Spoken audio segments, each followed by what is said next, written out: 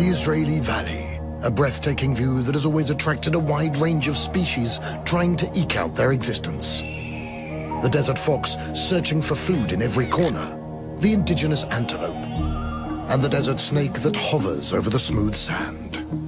But the tranquility here is disturbed by this pack of creatures, the herd known as the Israeli Arraswats. This herd belongs to the tribe known as the skinny Arraswats, lean-looking Arrassim who exploit their nimble build to escape from the wardens of the reserve. The skinny Arraswats are essentially a part of the R tribe, Arrassim who communicate between themselves using just one syllable, R.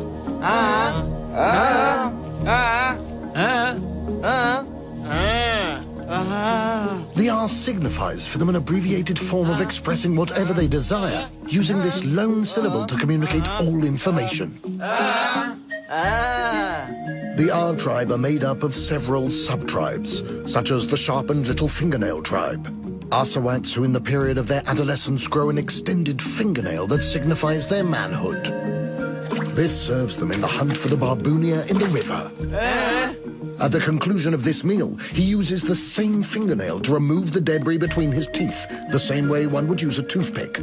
Other species from this family are the Havanagila tribe, the religious Arraswats, the hipster Arraswats, the hairdresser Arraswats, the Malvimbiribit, and of course the most veteran species of all, the tribe of the Chai, the Tzomer, and the Domem, his brain.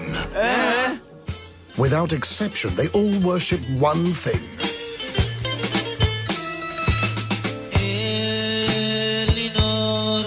The gods of the Mizrahit.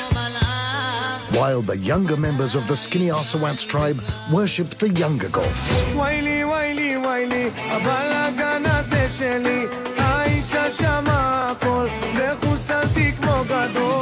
These musical Arraswats also like to spend their spare time playing cards. Our anthropologists understand this and plant a hidden camera next to a green card table. Let us observe how they react. But what really interests our anthropologists are those that lose in the card game, the victims of the Malvimbiribit. These two skinny Arraswats failed to repay a debt from losing a card game. The skinny Arraswats attempt to employ their physical lightness, but the Malvimbiribit is determined to receive his dues. The tension is at its peak.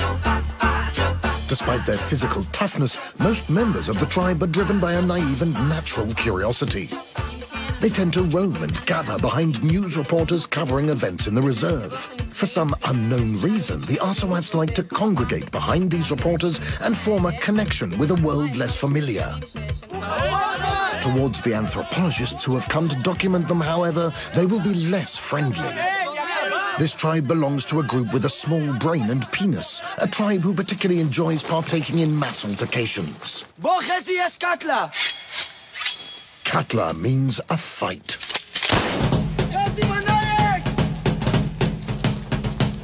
Unfortunately, they didn't make it in time to this fight.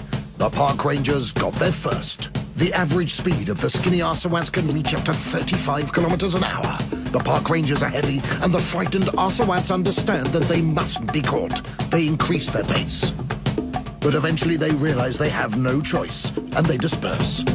One of the Arraswats who escaped suddenly identifies a shiny iPhone placed between a pair of vegetarian hipsters who have come for a picnic in the reserve. He grabs it and retreats. An iPhone such as this can sustain him for an entire year. He will dig a hole and keep it for darker days ahead.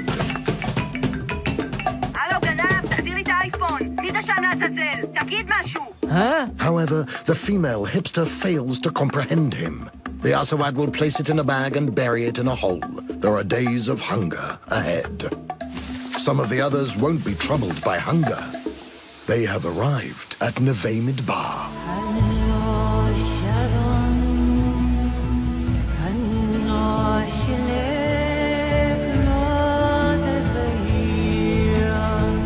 Here, they meet the females of the hairdresser tribe who have come to practice hafifa in the river.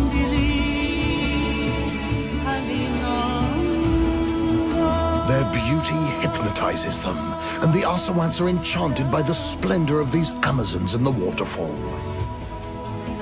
They can spend hours with the shampoo in the river, an important activity for them. The R tribe are overwhelmed, and they know they have been lucky.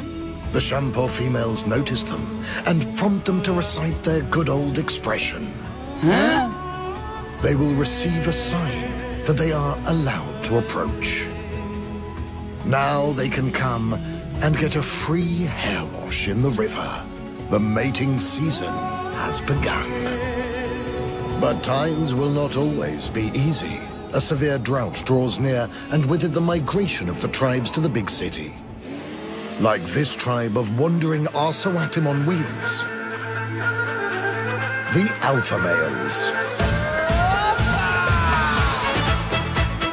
A pack of young Arrasawats that commute in alphas and mustangs and who forewarn of their arrival. Their aim to mate with females from the Moadonim area of the reserve. יאללה, איזה שש הסגוניות ככה באמצע היום, איזה שמלות. מה זה, חזרתם מנשב? יאללה, מאיפה צמחתם לנו ככה באמצע הלילה, מהאספלטים, או מאיפה? מה הכפר? למה את לא עונה? מה עכשיו שקטות איזה עכשיו סמנטה פוקס? These Alphawats are more sophisticated than the males from the R tribe and use more vocabulary. ואמא, אם הייתי דבורה, רק מהסוף שלך הייתי שותה. דבורה זה נקבה, יחמר. אז אני אדבר בשבילך, כפרה על הסמלה. יאללה, סע, דבורה, מה היא עשה? מה זה? יאללה, תן גז, יאללה, אנאלפביתה אחד. איך קראת לי? אנאלפביתה, ומבחינתך אני לא פרח, אני דרדר. יאללה, סיסי את בחברה המדרדרית שלך, יא טרן תחת, יא קונף על העמי, את יותר טובה ממני, כולך ציונית תספו לך. את והחברה שלך. שלא תיכנס בקיר בלי חגורת בטיחות על מהירות של 200 קמ"ש, יא מעפן. Poetry. Shira. Yes. No. This is the Selectorate, a fierce and sophisticated female who has mastered two syllables. Yes and no. Yes. No. Our Alphawats are confronted with a serious problem. The Selectorate tonight looks particularly fierce. Yes. Huh? Our friends from the R tribe observe the proceedings from the side, waiting for the right opportunity to get in. No. מנו. No. מנו, אני כל פעם פה, תשאלי ג'וני הבעלים, למה no? The Alphawats are confronted with difficulty in entering the party and an argument develops. The Selectorate has no choice, and she releases the most dangerous creature of all, the Russian bear. The Russian bears give chase, and the Alphawats run for their lives. The members of the R tribe exploit the distraction to penetrate the party.